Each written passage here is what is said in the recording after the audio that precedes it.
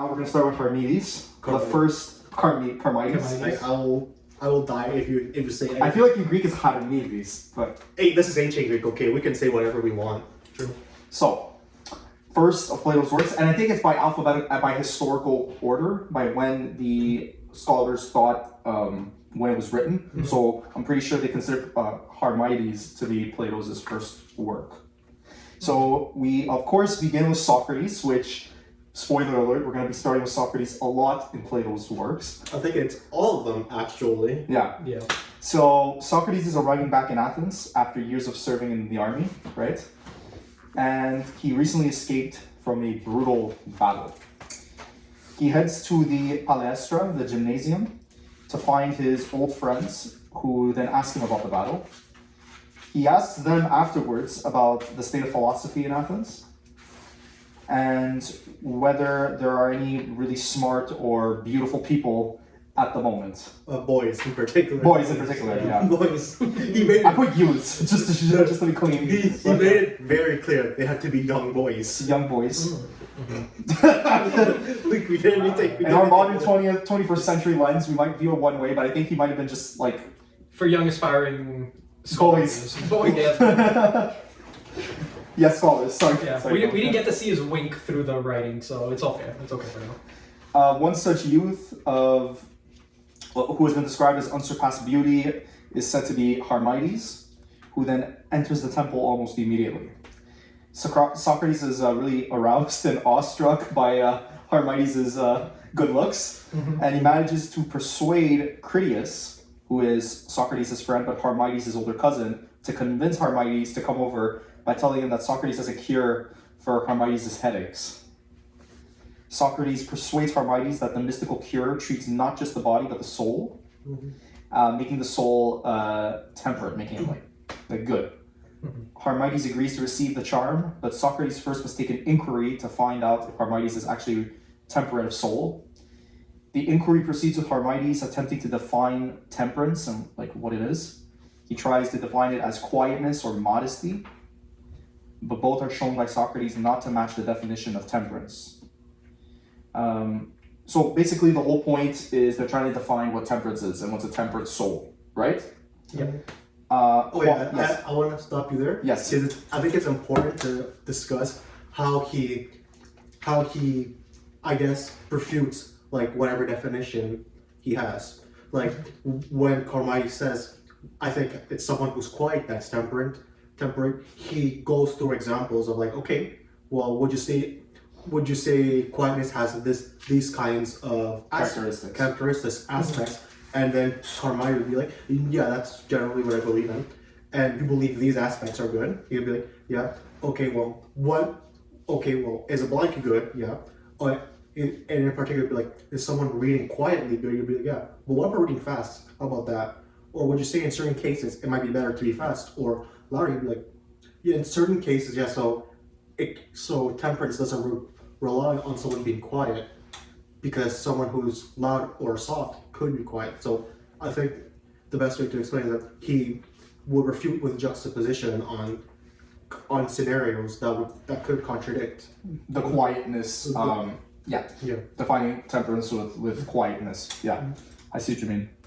And Charmides then uses a borrowed definition. He defines temperance as doing your own business. Socrates refutes this as well on the grounds that craftsmen, for example, can be temperate even though they do or make things for other people. And then as we read, and at this point in the work, it becomes clear that Critias is the source of the doing our own business definition, and he himself is brought to defend that definition. Critias begins with a defense of his definition based on the distinction between doing, making, and working, which is I would define as very nitpicky. I think that could I think that could be a useful distinction in certain cases. Which Socrates proceeds to put in simpler terms: temperance. Critias is arguing lies in doing good. Socrates expands this, however, to involve doing good for others and for yourself, but quickly shows that people often do not know which of their actions will be beneficial in these ways. That's a big one. That's a really, really big one. So basically, and he uses the example of physicians specifically. Yes. and it's real, and that's when I read that, that's when I started. That's like a huge, to me, like a huge sort of message for the book. Is like now I sort of understand what the whole play, or not the whole play, the whole work is about. He's basically questioning us: what is doing good, what is being temperate, what is being a good person, and just defining the boundaries of that. So, and particularly with the physician example, it's not just doing good, because he asks the question, does a temperate person recognize they are temperate? The guy would say, Critias says yes. Okay, well, let's go. Then he goes to the example of a physician. A physician tries to do good, right? And he generally hopes, they generally hope that they could do good. But if a procedure were to happen because he's either knowledgeable or temperate or lucky, he wouldn't be able to know.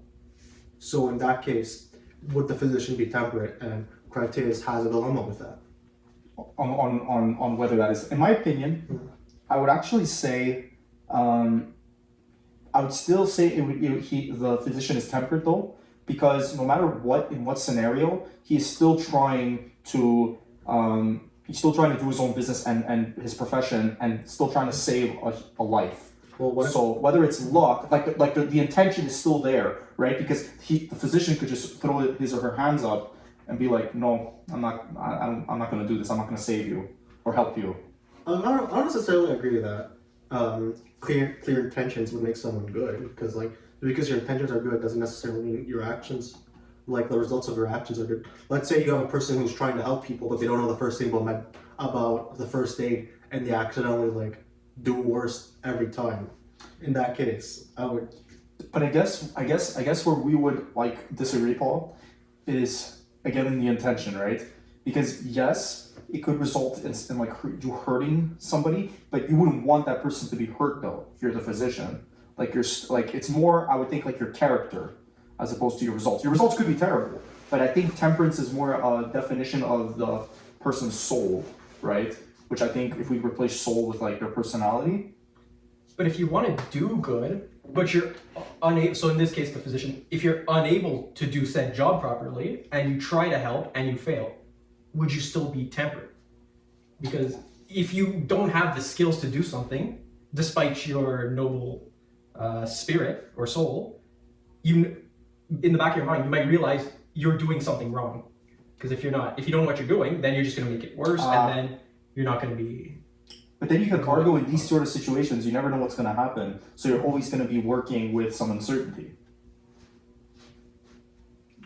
But if you don't know what you're doing, you're more likely to end up with a worse result. Yeah. So it's like a 90% versus someone who knows what they're doing, or there's maybe a 10% chance something goes wrong, versus someone who doesn't know what they're doing, and it's 95%. So that goes wrong. Yeah. Well, what do you think is more important, the result or the action? The results of the action, or your intentions behind? So, if let's say you believe you're doing the best for people, but it leads you to doing an action that objectively hurts them, then the fact that that action is objectively hurting them contradicts what you're trying to do. It was their intention to hurt somebody to achieve a greater good. That is bad. But if you're trying to achieve a greater good and accidentally more people get hurt, or it's something happens that you didn't perceive before, that could be luck, whatever, that hurts them, I don't think that makes the person bad necessarily, right? It's Aaron Yeager, I'll use an Attack on Titan example. He recognized that humanity wanted to destroy his island, and of course his noble objective was to keep the people on his island safe, but in order to do so, he felt he had to kill the whole world. But it was his intention to kill the whole world, right? It wasn't like an accident. If it was like an accident, even though it's an unfathomable amount of death, I wouldn't put nefarious blame on him. But it's because he wanted the world to be trampled, and he felt like the world had to be trampled for his people to be saved, that makes him evil. So him killing the entire world just to save his island makes him temperate? No. Because then that doesn't justify his... It doesn't. But again, he was trying to pursue what I think is like a good goal, protection of his people. But in order to do so, he had to intentionally kill a bunch of people. Intentionally. That's the thing. Like, you can have a great goal, but if you intentionally hurt people to get to that goal, that's bad. I have a question. What about Thanos? Well, that Thanos too. First of all, that whole resources thing makes no sense. But anyway, let's assume that's true. But yeah, like his train of thought was, I have to destroy half of all intelligent life to save the other half. Yes. So the noble thing you could say is to save make it sustainable, the universe sustainable. But he arrives at a dangerous conclusion or dangerous action to achieve that. So same thing with Eren Yeager. He in his mind concluded that he had to kill all of humanity to save his people on the Eldians on Paradise Island. Thanos concluded that in order to make the universe sustainable, he had to kill innocent people. So that great goal, but he intentionally pursues an action that hurts people to get to that goal. That's the problem. But wouldn't that show that like good intentions like is kind of separate from being a tempered person? Yes, because you can have noble intentions, but that would lead you to pursue dangerous things to pursue those intentions and those things that you pursue have nothing to do with your noble goal. Then again, it could just be that they're selfish, but they're using that noble goal as an excuse on top of it. You know what I mean? They could also be BSing themselves. Well, like, let's just go with the assumption that they truly believe this is the best option. No, if they truly believe that's the best option, then no. Like, I agree with you, Paul. Like, temperance and good intentions are separate. They're not always going to be together, and it's not going to be mutually excluding. Then what's the most important part of temperance? Both. Yeah. You know what? Let's go to that at the end of Charmides. Yeah. Because I do want to talk a bit about the structure of Charmides. So Criticus objects strongly to the suggestion that one might be temperate without knowing that temperance, and revises the whole argument, making self-knowledge the new definition of temperance. He introduces this by quoting the oracle at Delphi. The two debaters decide that if temperance is a kind of knowledge, then it must be a kind of science. Criticus' initial suggestion is that temperance is the science of a man's self. Like he described that as a science of science. Oh, science of science. At this point, there's a brief but significant interruption in the argument, as Criticus accuses Socrates of trying only to refute whatever he says, rather than develop his argument. Socrates replies, noting that refutation has nothing to do with positive arguments attached to individuals. It is rather precisely the way the argument does proceed. I then wrote, the assertion that temperance is a kind of self-knowing science is developed, that temperance must be a science of itself, and that all other sciences a science of science. So temperance is defined as like a science of science eventually. And then Socrates adds that in order to be truly self-knowing, such knowledge must also be what it does not know. I'll let you. So this is at the part where they define temperance as not just a science of science, but also a science of a science of self-reflection, but also a science of not knowing knowing that you don't know everything, kind of deal. I want to know what you guys' thoughts on that. Or well, I'd like to just go on Socrates' refutation, unless you want to. Mm-hmm. No, go ahead. Well, Socrates' refutation boils down to comparing the science of science with other kinds of science. Yeah. By saying the science of geometry, where you can clearly know what it does, the science of health, like the clear goal of what it does, and the science of architecture. And then he goes, what about the science of science? And compared to this, what can it differentiate? Between what is the science of science and what is not. So he goes on that, and Socrates does go with that comparison, but I think Criticus actually did have a good argument against it, just because they're not direct, just because the sciences share similarity doesn't necessarily mean they're directly comparable. And Socrates, you know what, he goes on with that point. And then they arrive at the part where Socrates suggests that he and Critias were aiming too high in defining temperance, right? Strictly in terms of pure self-knowledge. Right? And then Socrates arrives at the conclusion that knowledge of knowledge helps frame or guide more concrete learning. So after that comparison, right, Paul, between medicine, architecture, and geometry, Socrates says that him and Critias were aiming too high in defining temperance, right, in terms of pure idealized self-knowledge. And Oh, you're talking about the end of the argument? yes. Oh, no, I saw a few. I saw like a page left of notes for that before that. No, well, right before the final argument, right before the revised hypothesis. Oh no, I'm still not, because I'm still not done with this. Oh, okay, yeah, go. So, after Socrates says he bite the bullet, he said, well, at the very least, we can agree that the science of science can actually differentiate between the science of science and the absence of the science of science. And Critias says, okay, well, you know what? Yeah. And he's like, then Socrates says, then the wise or temperate man, and he will only know himself and be able to examine what he knows or does not know, and to see what others knows and think that they know and do really know, and what they do not know, and fancy that they know when they do not. No other person will be able to do this, and this is wisdom and temperance and self-knowledge for a man to know what he knows and what he does know. That is your meaning? So I think they're coming to the conclusion that a lot of temperance is defined as humility, knowing what you know, knowing what you don't know, knowing the boundaries, also acknowledging that, But having that self-awareness. But then Socrates does go on point. Okay, well, if you bite that bullet, then you have to kind of admit our notion of temperance is kind of useless, since no one who's temperate will ever be able to realize someone else is temperate. And then Critias is like, oh shit. Then Critias figures out, oh, we don't actually have a good argument. So then we go on. So then he asks the question, okay, Socrates, what is temperance?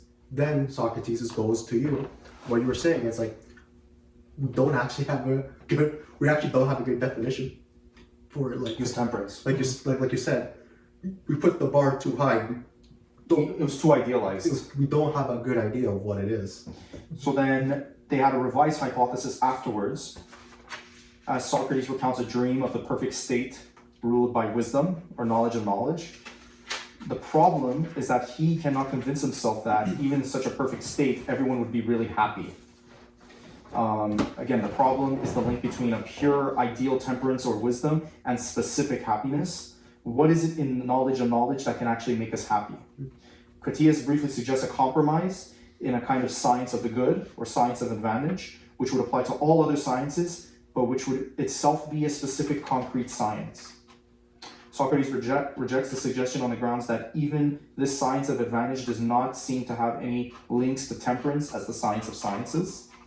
At this point, the discussion is declared dead.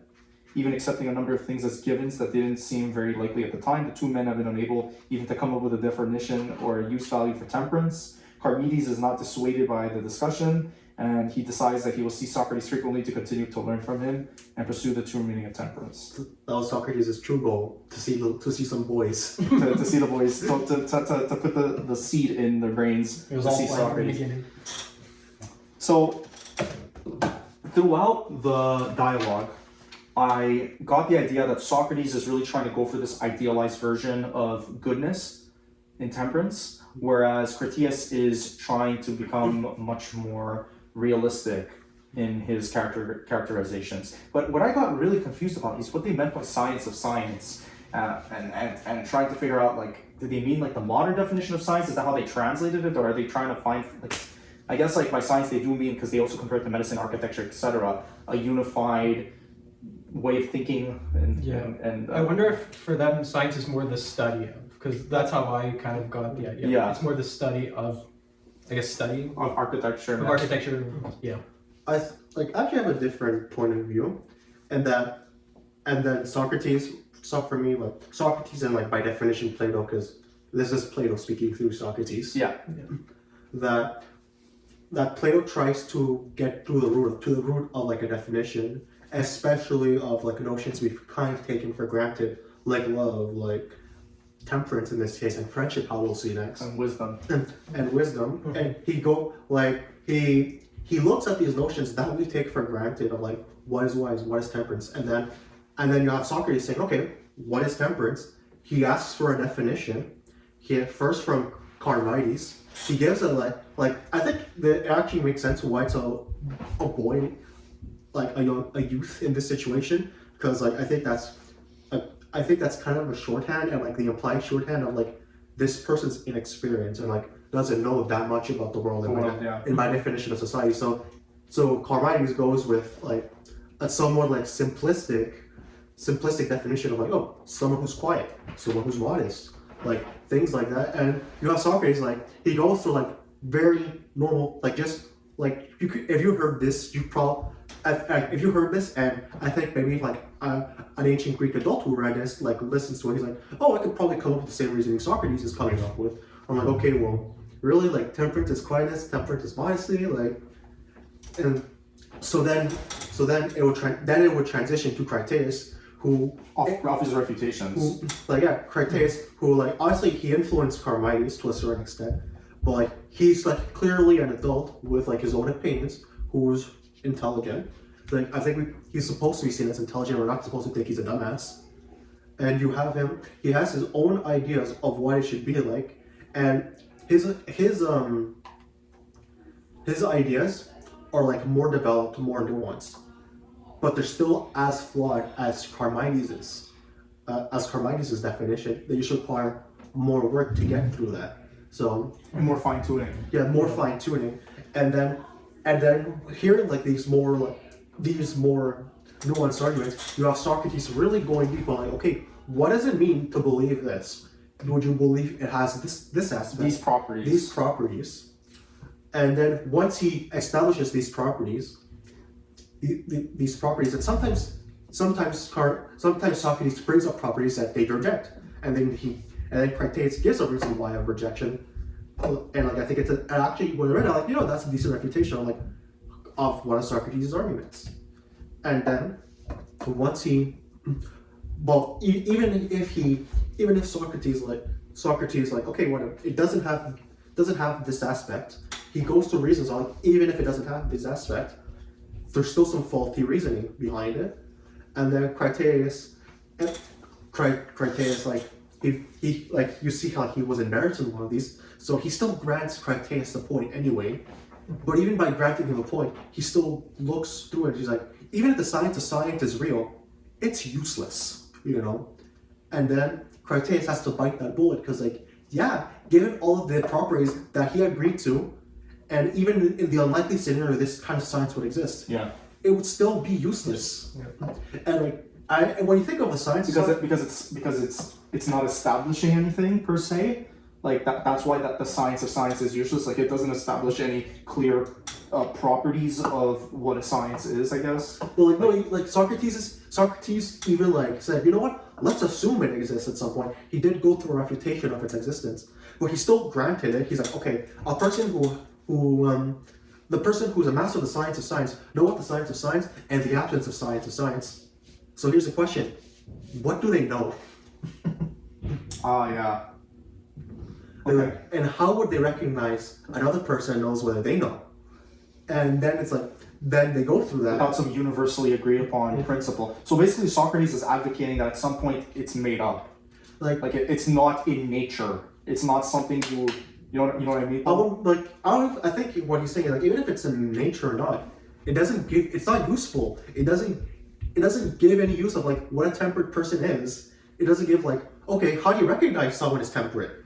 And then it's like, once Socrates goes through that, Critias has no choice but to bite the bullet. Like, no, yeah, this is useless. We can't use it. And then at the end, you see how Critias tries to give a new definition of like, hey, what have I learned from this? He's like, okay, let's try to use that lesson. And then he goes to that, and Socrates says, this doesn't work either. And like you see at the end, nothing's actually been resolved. You're more confused than when you started. Yeah. Because you already came with like a preconceived notion of what it's going to be, and Socrates like got rid of that notion, right? Because like you said, Paul, Critias might be filling in not just for young people, but for us, for any sort of average person. And I think Socrates is supposed to take the place of like Plato's like wise man and like filling in for his opinions, but also taking the place for like somebody who's more enlightened and learned, who is poking holes at this, and almost like Socrates is poking holes at our preconceived notions of what a science is. Temperance, right? Which I guess in this dialogue means being a good person, right? Like, did you guys find temperance to mean something else other than being a good moral person?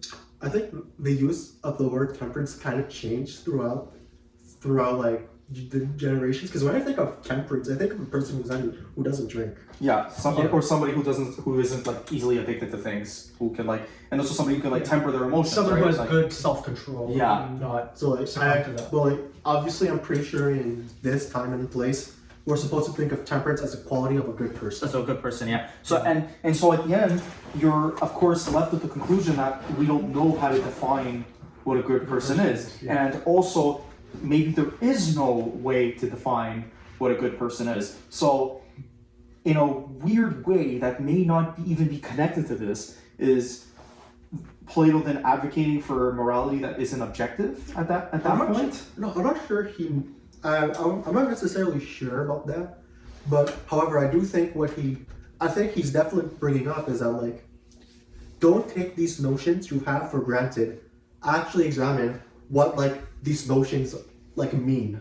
That were implanted to you by society or your parents or whatever. Because as we see, like Charmides kind of just got it from Critias, Yeah. and we could probably assume Critias got it from someone else, you know. So like so I think what he's at least trying to say is like, don't like take these very like basic definitions for granted. Examine what they mean, and I think and their implications. and we're gonna see the same thing with Lysis, by the way. Like Perfect. yeah.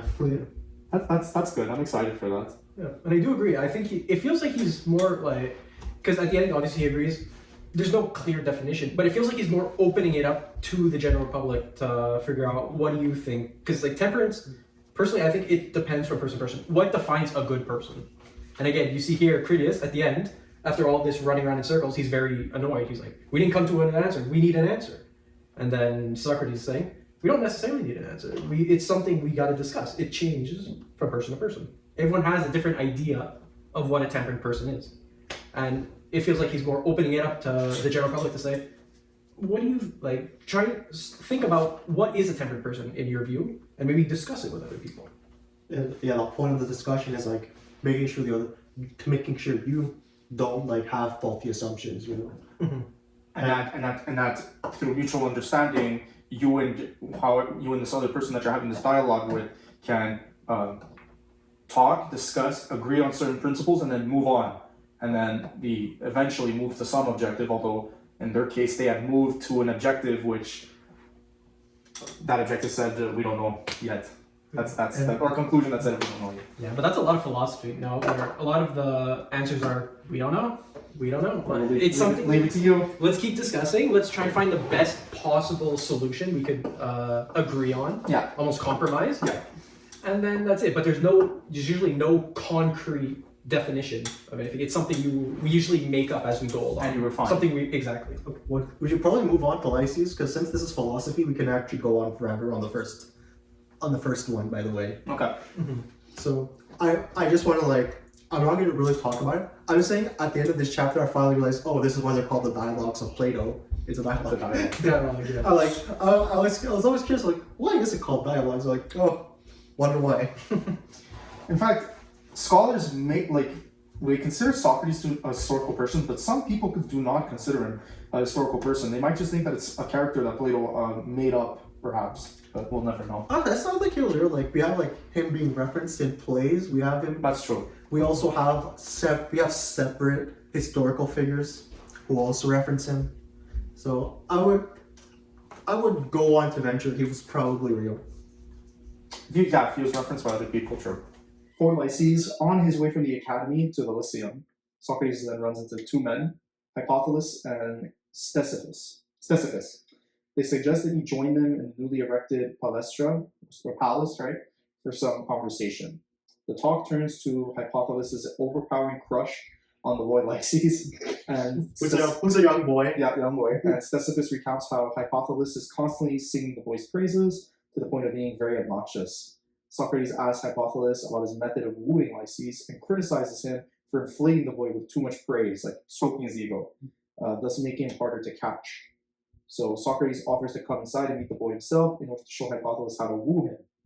Inside, Socrates, Lysis, and Lysis' friend Menexenus sit down to talk. Socrates convinces Lysis that he is currently a slave to his parents, and that the only way out of the situation is through greater knowledge and understanding.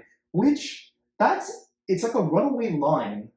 That's what's so amazing. He's like, it's not a runaway line, but like, you know what I mean? Like he just sort of says it as a way to convince them, but that itself is a powerful statement as well, because he is declaring, and this could also be seen as controversial even today, like is a kid to an extent a prisoner or a slave to the parents? Some people are going to say definitely no, because the kid is being fed, looked after, assuming the parents do their job really, really well. But you could say they are a prisoner in the sense that the parents' ways of thinking are always going to, most likely they're going to dominate that kid's way of looking at the world and life, and it could bar him or her from looking at other ways of looking at the world that could be more beneficial. Yeah, I mean, especially nowadays, sorry to cut you off. Especially nowadays, usually you're always told what to do. A lot of kids, I would say maybe, especially in the last few years, again, they usually, whatever the parents say, usually you take as gospel, right? You know, usually rules, regulations, don't do this, don't do that. But then it's really, as you grow up, you start to figure out, okay, what my parents say might be true in this instance. Other times, it's completely false, but it's for a perfect reason. So again, I think part of it is, yes, you are under like a bit of control from the parents. I think we should probably ground the context of why he's asking these questions. True. Like he mostly asks these questions like to figure out like do his parents love him, or like how is he in life? And he always like, yeah, obviously my parents love me. And then Socrates asks the question, okay, does he let you do this? He's like, no. Does your mom let you do this? No. He goes through a series of things. Okay, who is allowed to do this? The slave. Who's allowed to do this? The slave, or this person, or that person. And then Socrates is asking, okay, why do you think he doesn't let you do it?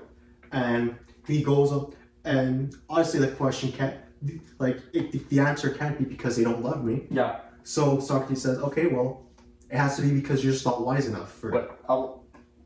We'll start. Sorry, I'll just. Is it possible? Sorry, Paul. So, a number of causes of friendship and definitions of the friend are considered, and they're also rejected in the dialogue. The first one is that Socrates considers whether the lover or the beloved is the friend, and rejects both because it is always possible that the beloved hates the lover. So, you can love somebody who hates you. Yeah. The second set of propositions argues that like is the friend of like, and that unlike is the friend of unlike. So liking is obviously a friend of liking, and unliking, it's not mind-breaking stuff. The former is rejected, like being a friend of like, because like can desire or need nothing from like. And the latter because it seems a monstrous idea that the good would be the friend of the bad. A third hypothesis suggests that the good is the friend of that which is neither good or bad, and that this neutral characteristic is motivated to befriend the good because of the presence of surrounding evil. So basically, the best friend of good is neutral because they don't want to be because of the surrounding evil. The answer seems good, but is soon rejected. The ultimate cause of friendship can never be found in friendship for the sake of something else, and so evil cannot be the motivating cause of friendship. Holy shit! Groundbreaking stuff. Evil cannot be the motivating cause of friendship. You're saying through that, but you gotta skip a one of his very important notions. Yes, of course. Yes. That define all the definitions that you've laid out, and that is for you to be loved, you have to be useful to that person. That is brought up like a lot. That's like the first thing that's brought up there, and it's even an important conversation that people would have like today. And I guess a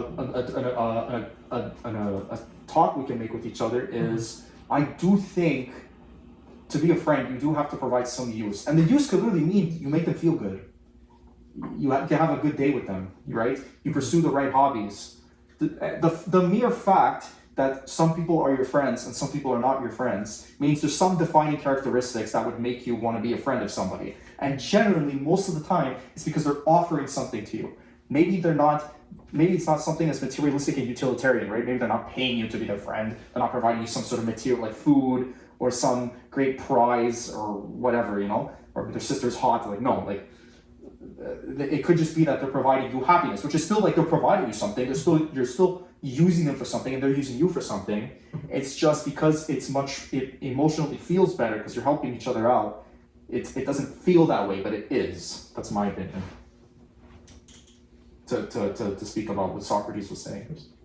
That's an interesting perspective. I kind of agree with it, but there's a funny saying that went around a while ago, where is, "Would you love me if I was a worm?"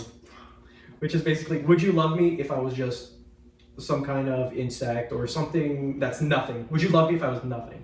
And I guess it kind of comes back to this, where would you love someone if they had no use? Would you consider them a friend? Because it seems because it feels shallow if you don't actually like someone. But Dylan, to go off that premise, it assumes that they were once human and they then became a worm. So maybe you would still care for them, but that's not because you like them as the worm that they've become. That worm reminds you of the human they once were. But as a human, what were they providing you? But if they now provide nothing to you, are they still valuable as friends? Because if they were in the past, sure, they were great to me in the past, but now they're not doing anything for Here's the question: can a worm love you? No. Can worms? If it's like a proper worm, no. No. Unless it's like a worm and like a human, like think like a human. Then should you love someone who doesn't love you? No. But also but think about it. If they become a worm, what are you gonna do with them? Okay, here's my question. What are you gonna do with them for like the rest of your friendship? Like nothing. I have a question. What about babies? They don't love you. They don't think. But they're not your friend. Yeah, but you love them. But we're not talking about love. We're talking about friendship. Can you have a one-sided friendship? It wouldn't be healthy. No. Or can you? No, because one person would see them as like their friend and want to be their friend, but because the other person does not see them as their friend, it wouldn't be a friendship. No, you would just be using that person without you returning anything back to them. So you'd say friendship requires two sides. Yeah. But for the baby, it's because you want to take care of that child. It has nothing to do with like, if you don't want to be a friend of the baby, that's different, right? Because friendship implies that you're almost like equal, but well, not almost. It implies that you're equals, right? Not necessarily. I mean, we tend to want to be friends who live in the same neighborhoods as us, make the same income as us, not saying come from the same backgrounds. Generally speaking, I'm saying humans in general. So yeah, if you're a billionaire, you don't want to be a friend. Okay, you might have friends who are millionaires or just middle class people, but you might be able to get more along with somebody as a billionaire because they could relate to you for things that nobody else does. I'm using just billionaire as an example. It could be something like that. So friendship implies that you're equal. I think we can agree on that. Okay, what's equal? Good question, Paul. Like you don't view them socially below you. Like you're always going to be friends with people around your age. So basically, around the same emotional and intellectual maturity as you. Generally speaking, you're going to make the same amount of money. Of course, if one of you guys makes it really wealthy, you guys can still be friends. But then, what if someone I feel like that could possibly be a case where they might not see each other as equals, but still be friends. But then if you don't see them as equals, then the friendship is eventually going to dissolve because that's how it is. But it could still be friends. No, you can't. Because if you don't see, because if one person thinks they're above the other, they're just not going to want to spend time with them anymore and feel like they're not on the same wavelength anymore. And they're going to go and find people who are on the same wavelength, right? And wavelength could be like they make the same amount of money, same social circles. I would say rather than equality, I'd say they can't have any authority over each other. Or power over one another. Yeah, I think that's more important. That's a component, but I would think that component is equality. Because let's say you don't have authority over them. Okay, let's say you're like a 40-year-old man and you're trying to become friends with a 20-year-old man. The 40-year-old man doesn't have authority per se, right? He's not his boss, let's say, or his father, or related to him, or anything like that. They could just be random strange, like they were random strangers, they were not connected at all with each other. But the 40-year-old man, like, first of all, they might most likely would not have the same hobbies, and second of all, the 40-year-old man might just think of the 20-year-old man as less mature, and probably most likely 40-year-old man would have more money and also different problems than the 20-year-old man that they can't relate to. But that has nothing to do with equality or not, or authority or not. So would you say that an older generation cannot be friends with a younger generation? Because I feel there's like a reason why it's so rare, but It's possible, right? But it is So- possible. And like, if you're saying something is impossible, you have to say it is capital I impossible. You have if you're It could happen. It could happen. then it's still not a component of that. Okay, how about this? Warren Buffett was born in the 1930s, Yeah. right? Bill Gates is born in the 50s, so you have 20 years difference. and they're friends. Does that count? Because they also they both look like old men. I don't know. That's a weird. Okay. Yeah. Okay. So So to your point, yes, they could be different age. Yeah, but that still implies equality. Like they see each other like as the same. Nothing to do with authority, but they might see each other okay, as what like if the a same. billionaire and a millionaire are friends? Then could they see each other as equal?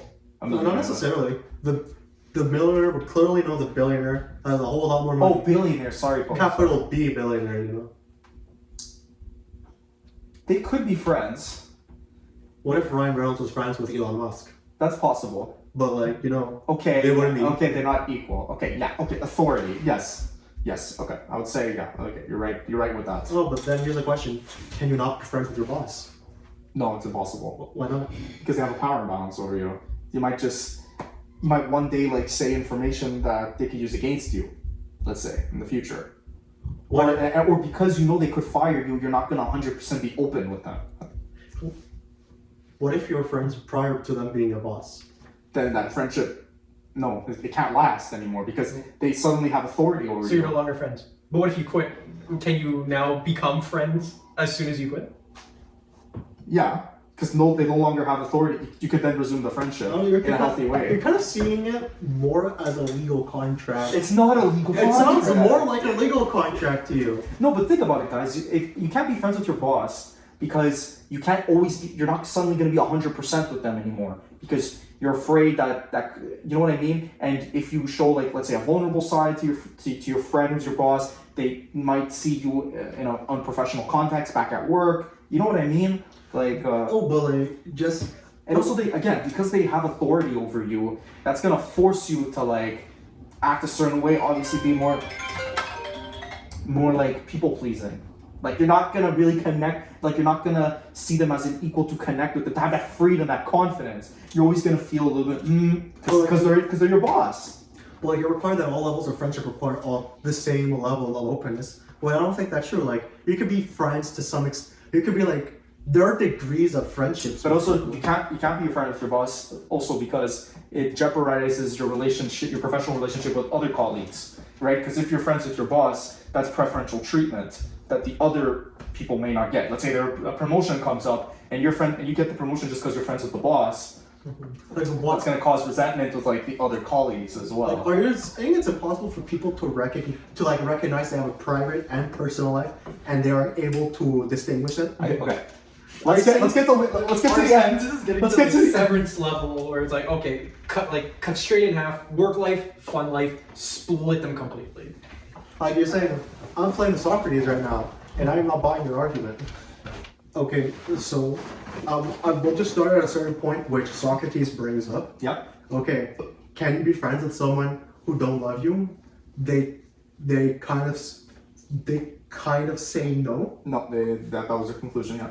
Yeah, I don't necessarily agree, but whatever. Now they actually bring up a question. Okay, who can be friends with a good person? So Lysis says obviously good people. So then it goes back to them. Then Socrates goes back to the notion of usefulness. Okay, you can only love someone who's useful to you. So Socrates brings up, okay, let's say someone's good. Who can be useful to a good person? I think they were talking about was it neutral person or bad person or a good person? And here's the thing. Lysis says, okay, it's obviously the good person. And then he says, well, wait a minute. What use to do good people actually get from each other? And Lysis is like, nothing. So they can't be friends. That doesn't make any sense because if like two good people are friends, then with the usefulness is being good to each other, right? And because they're good, they like goodness. So if somebody shows them goodness, you know what I mean? I think by usefulness, I think specifically in this case, I guess it would be your soul or your temperament or whatever like that. Okay, so fucking... Why do you think they mentioned good and evil? That's like, true. Like, so Socrates is pretty much advocating we need to fix people. Be friends with bad people because you have to fix them, good people. but here's the thing. He does go through that, but he's like, okay, well, if two good people meet each other, they can't be friends, and they don't have anything to offer each other. So it's like, okay, they can't be friends. okay, what about bad people? You know, people who cannot get better. Well, obviously, if we put two bad people together, they're just gonna. They obviously, he says, okay, obviously, two bad people cannot be friends. Okay, what about a good and a bad person? Is like, okay, they can't be friends either. Because the bad person will take advantage. Well, not just that, but like, that bad person can't possibly get better. Yeah. So in that case, there isn't any use for the person. And then they come to the conclusion of a neutral person. So yeah, then they conclude, okay, the only person who can benefit from this is a good person, because the good person benefits from from helping another person, and I guess that does something to them. That part really I never understood that part, because I would still say a good person. Well, the neutral person, they describe them as a good person. I got a good person. Because the neutral person is trying to escape the sea of evil surrounding them. Like, look, whatever. I'm not going to go through a refutation I had in my mind. I'll just go with his arguments, I guess, and be like, okay, the only person who a good person could be friends with is a good person with a person that's neither good nor evil. Which in his case, he would define it as a good person who has some evil in it, but isn't the dominating force. So in that case, they're neither good nor evil. And then he goes to your thing. Okay, well, let's go through it. Okay, let's say you have a good person, a neutral person, and an evil person. And let's say you get rid of the evil person. Can they still be friends? And they still say no, because in the case where an evil person is gone, the evil will just go away, because the good is going to triumph over because the neutral person has some good in him, plus the good person is all good, so that's just going to make the evil go extinct. The evil would just wither away. So then they mentioned that, and he mentioned that, it's like, okay, then I guess the problem isn't the evil. Then in that case, then he goes to the conclusion, okay, it's not the evil that's the problem. So in that case, they still don't have anything to value. Yeah. So no one can be friends. And that's how they concluded. And he also obviously there is one missing thing of like good, neutral, like neither good nor bad people can be friends with neither good nor bad people, because he also says, well, if you're like two of the same people, you can't really be friends. So it's more like, can you be friends with you, like literally another person of you? That's like just like you, yeah. Like imagine you're literally cloned the exact version of you. Would you be friends with that person? That's just literally you. Same thing. Like you have nothing to offer each other. No. Exactly. So, but it's weird that they define another good person as like a clone carbon copy of yourself. Like you could have another good person, just like different experiences, and you can talk to people and enjoy other people's company who are similar enough. But it's weird, and it's based on Plato and Aristotle's thinking, this essentialist thinking. Your essence, you're a good person. That's your essence. Paul, you're a good person. You're just a good person. I think that's your essence, Paul. One thing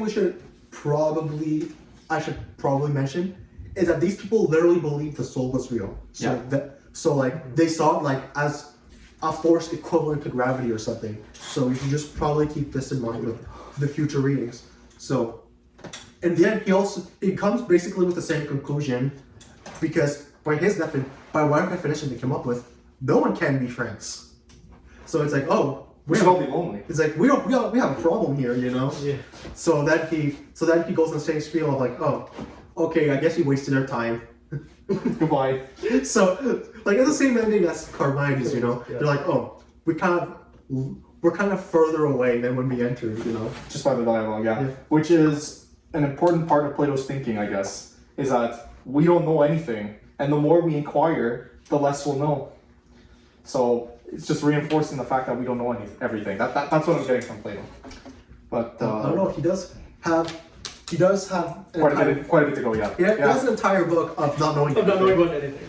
He has an entire book of that. And he became famous for not knowing anything. He influenced Western thought just by that. Yeah. He influenced the world by not knowing. Anything. Is he Charlie Trump? Is he Jon Snow? You know nothing. You don't know. However, the difference is he knows he doesn't know anything. Oh, big distinction. Therefore, Paul, you're absolutely right. Paul, you're absolutely correct. I can't do it. I am a master at knowing nothing. I'm perfect. I know nothing. He says I know something. Fake news. Fake news. Fake news. Abu al-Baghdadi. We killed him in a drone strike. He died like a little boy.